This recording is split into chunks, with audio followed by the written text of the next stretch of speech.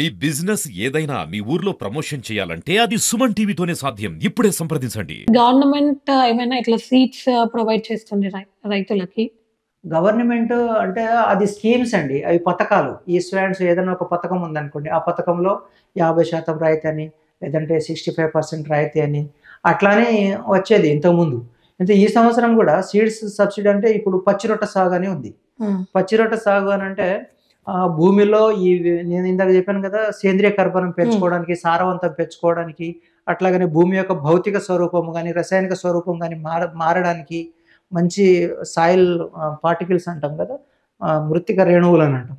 ఆ మృత్తిక రేణువులు దగ్గరగా ఉండి మంచిగా ఫిజికల్‌గా మంచిగా తయారైతేనే పైనుంచి పడ్డ వాటర్‌ని ఎక్కువసేపు నిలుపుదల చేసుకుంటుందది.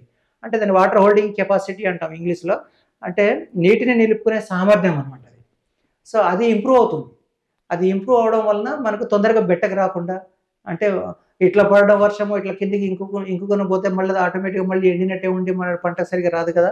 సో, ఎక్కువ రోజులు నింపుకుంటే వాటర్‌ని కొంచెం ఎక్కువ పంట మంచిగా సీడ్స్ అయితే ఇట్లా గవర్నమెంట్ నుంచి రైతులకు ఇవ్వరు. సీడ్ కొన్ని స్కీమ్స్‌లలో ఇస్తాము. ఇప్పుడు పచ్చిరొట్ట కొన్ని సాగు స్కీమ్స్‌లో ఇస్తారు. కొన్ని స్కీమ్స్‌లో ఇస్తాము. ఇప్పుడు మేము పచ్చిరొట్ట సాగు కింద జీలుగ విత్తనాలు గాని, పిల్లి పెసర విత్తనాలు గాని, జన్మ విత్తనాలు గాని ఈ 65% సబ్సిడీ పైన ఇస్తున్నాం. ఇస్తున్నాము. ఆ రైతులు కూడా యూజ్ చేసుకుంటున్నారు బానే. అంటే కొన్ని అంటే schemes. బయట చూసాం ఇది గవర్నమెంట్‌యి అని చెప్పి కొంతమంది అమ్మడం కూడా జరుగుతుంది. సో, అది ఎలా టాకిల్ చేసుకోవాలి? అది ఎలా కనుగొనాలి? గవర్నమెంట్‌ది, ప్రైవేట్ సీడ్ అనేది ఏమి ఉండదండి. ఆ సీడ్ అంతా ఒకటే ఉంటుంది. ఏదైనా సరే సీడ్ గవర్నమెంట్ అనంటే ఇప్పుడు మనకి తెలంగాణ విత్తనాభివృద్ధి సంస్థ ఉంది కదా! టీఎస్ సీడ్ అని అంటాము. అక్కడ నుంచి వాళ్ళు సప్లై చేస్తారు మనకి. గతంలో అంటే సబ్సిడీ స్కీమ్‌లో సప్లయింగ్ ఏజెన్సీస్ అని కొన్ని ఐడెంటిఫై చేస్తారు. ఫర్ ఎగ్జాంపుల్ హాకా అని, తర్వాత టీఎస్ సీడ్ అని, నేషనల్ సీడ్ కార్పొరేషన్ అని అట్లా అని కొన్ని సప్లయింగ్ ఏజెన్సీస్ ఉంటాయి. వాళ్ళ ద్వారా మనకొస్తుంది డిపార్ట్మెంట్‌కి. ఓకే. సో, మనకు ప్రైవేట్ నుంచి మనం ఇచ్చే సీడ్స్ వీటి ద్వారా వస్తాయి. సో, ఎవరు సప్లయింగ్ ఏజెన్సీ ఎలా ఇయ్యాలి దానికి ఒక ప్రొసీజర్ అనేది ఉంటుంది. వ్యవసాయ అధికారికి గాని, మాకు గాని, జిల్లా ఆఫీసర్‌లకు గాని ఇవన్నీ ఒక ప్రొసీజర్ ప్రకారంగా దాని స్కీమ్స్‌ని ఎలా ఇంప్లిమెంట్ చేయాలనేది మనకు గైడ్‌లైన్స్ అవన్నీ ఇస్తారు.